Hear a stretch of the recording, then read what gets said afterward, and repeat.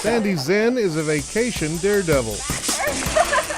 Back home in Arizona, she's far more laid back. That one doesn't get as much sun as the other one, I think. Wherever they've worked, Sandy and her husband John socked away retirement cash. Together, they've collected a dozen separate accounts. It just keeps going and going. But they're not sure this adds up to a secure retirement. I'm locked into Tiacraft.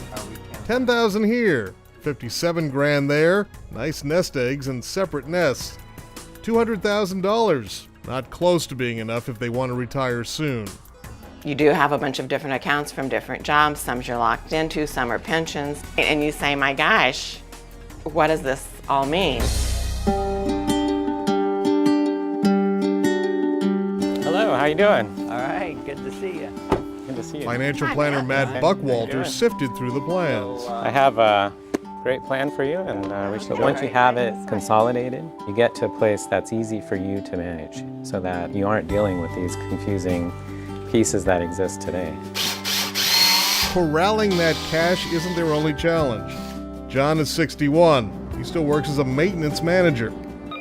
Sandy's a year younger and works for a national survey business. She'd like to retire by 62. But to have the money they'll need in retirement, Matt says they would do better by waiting longer. You could actually retire earlier. So at age 62 might be okay, but you have to recognize the trade-off is that you have to cut your expenses back quite a bit.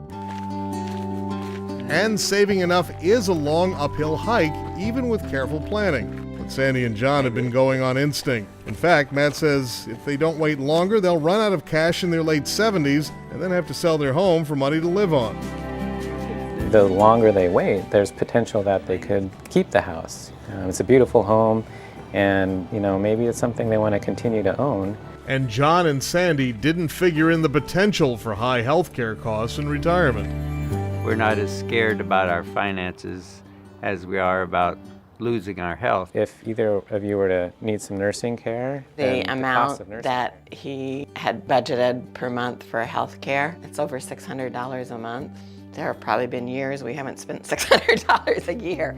But their planner says they will when they retire, on Medicare premiums, prescription costs, and more. I try to get the mortgage paid off as much as possible. John and Sandy do have a lot going for them as they scale Mount retirement. You have very little debt. Your mortgage is almost paid off. You have some savings, equity in your home, and you also have your health. John is an award-winning sculptor. They both love gardening and hiking, and if given the choice, they'd rather cut their spending instead of working longer. And John says he could do some work. There's some retired guys that are drivers.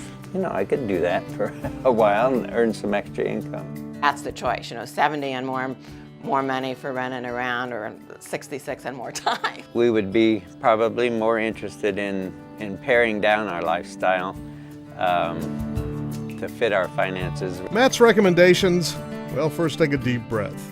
Then pour more into insurance plans, long-term care, and life to guarantee their continued income and retirement fund growth. And keep working as long as possible. A tall order as Sandy and John steer their way to retirement. Sandy hopes to find a happy balance, a life that already feels a lot like retirement should. We don't have to be retired. We don't have to go 2,000 miles to say, hey, this is nice. This is a good place to be. In Phoenix, I'm Andy Field for My Generation.